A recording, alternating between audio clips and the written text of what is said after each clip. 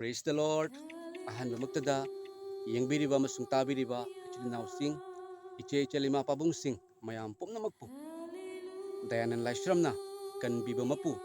Jisu Krista ipagi sengthoiraba minglenda, ikai khumnazabagaloinana, yai famangol nizari, adom singidamakta, adom-adomna leiba mafamda, chatkadauba mafamda, kan biba mapuna. Fattabadagi manung matam chadana siyanaba thokadawbadagi adom bukan biba oisanu aduga adom da sargagi oiba mapal naidaba ingthabado aithabiba oisanu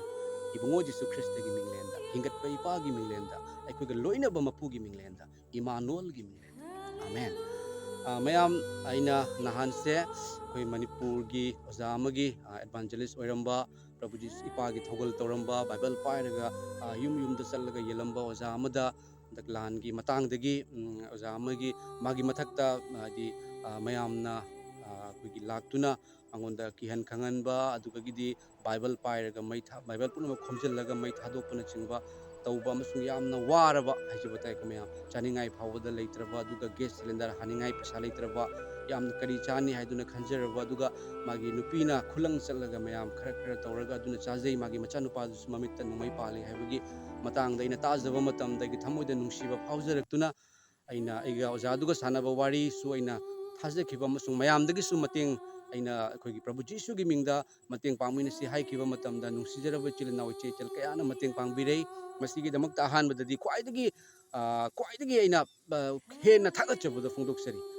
adomna ishorgi mingda Prabhu Jisu bu yengbiraga adomna mateng pangbirakpado hairibado Prabhu Jisu Kristana adomgi nungsiba adomgi kainodo adomna mateng pangbibado adomna migi damakta khanjaduna wajabado kanagumabagi awabada adomsu ado awaba sarug yabiriba adugi damakta adombu thagachari Jisu Kristana adomda hena adomda pibirakani adomda hiram punamakta adom Jisu Kristadagi bor blessing marang kaina haithabigani thagachari mateng pangbirakpa chilna oiche chelima pabungsing koi hena mateng pangminasi koi hena ishorgi achumbado koi tawminasi taibang panbada leiringai matamda koi sargagi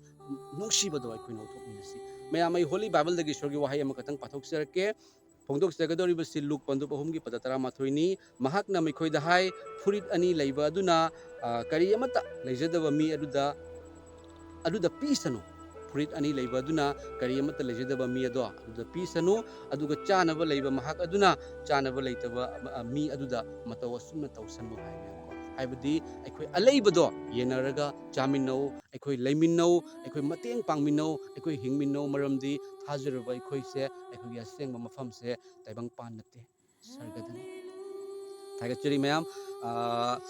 Mayam Akoigi, Ozado, Dugang Sisu Wari Sanazare, Aduga Mayamna Kagalakpa Mayamna Pibirako Pesase, Lupali Sing Manga, Chapchana Fare Mayam, Amasung, Mayamna Suadum, Matunda Suadum, Mateng Pangbirakani, have a get Hazavale, Aduga Equigi Fellowship, Ki Akogi Fellowship, say Equigi Fellowship, Amatauze, Equina Tata Kudingi, Equipesa, Kongochavani, Amasung Hairibado, Tang Kun Paugi Manung, the Equipesa collection Oigani, Ado, Haribo Zadugi, Mayumgi Awabado, Equina Kanzeraga, Azik Mayamna Tagalakpusi, Oina Hana, Lupalising Mangase, Oina Tazege, Maram di Get Cylinder Latava, Chaningai, Awaba Libudo, Karata Werigasu Hana, Mating Pankat Nabagi Haduna, Mayamasi Ozaduga, Egawari Sanara Matunda, Ozaduda Magi Accounta, Lupalising Manga Kapsekre, Mayam, Prabhu Jisu gi Thaujalni, Adom gi Mating Dagini Mayam, Mating Pangbirak Padum gi Maming Hydregasu, Jisuna Kankre, Jisuna Kangbagi Matom,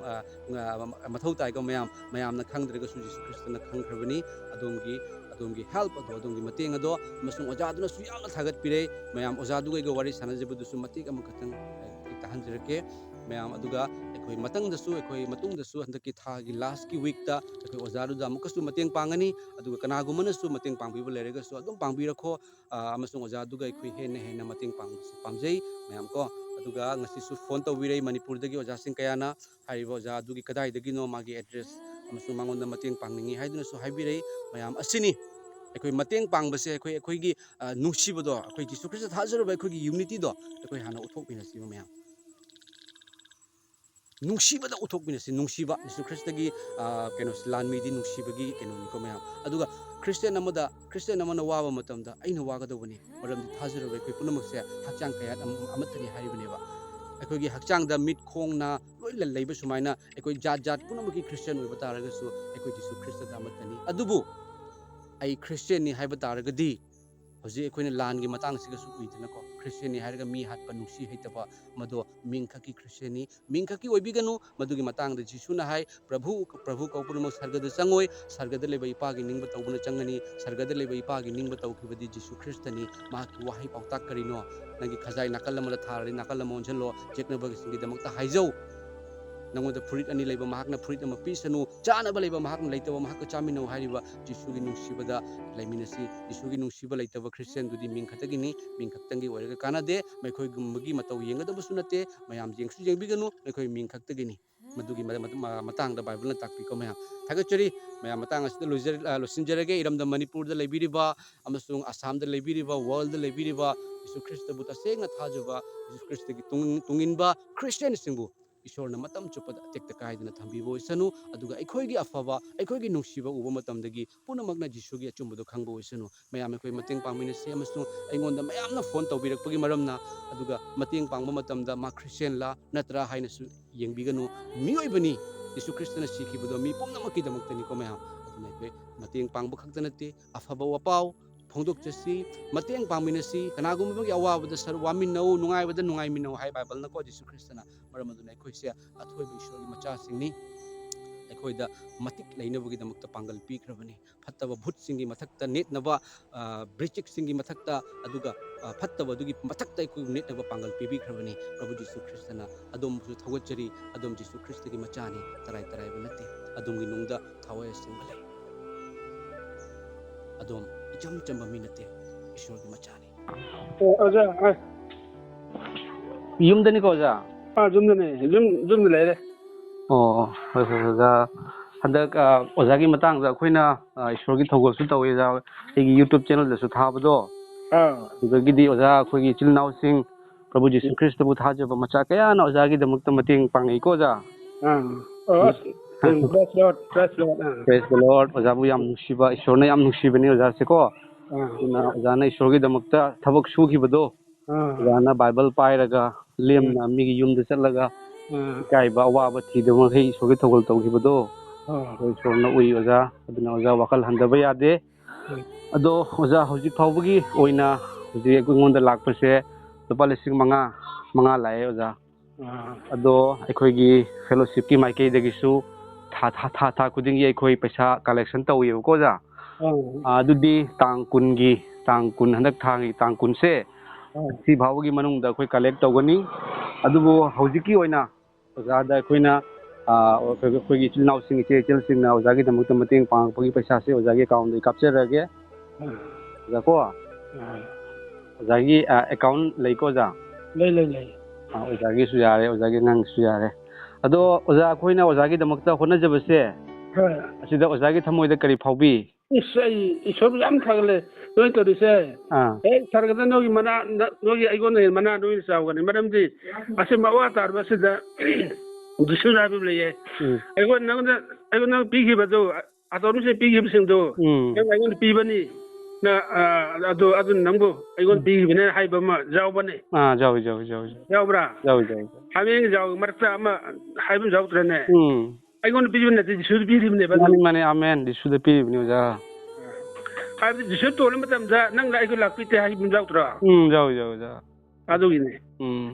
अदुना मसेदि मसेदि ईश्वर सरगनगी लन पैसा प्रगटबना जामनि ईश्वर high ततना हाजगने होय ओजानासु हाइजबिउ अदुगा ओजागी दमक्ता हराव हरावना मतेंग पांगबिरखिबा ओजासिंग इचे चिलनाउ सिंगबसु याम थागचे ओजा थागचे ईश्वर मगी सरगन मोय थौला थावि पेरबाइना सु हाजगने होय ओजा फरे ओजा दो हुजिकी ओइना 5,000 से ओजादै हापसरगे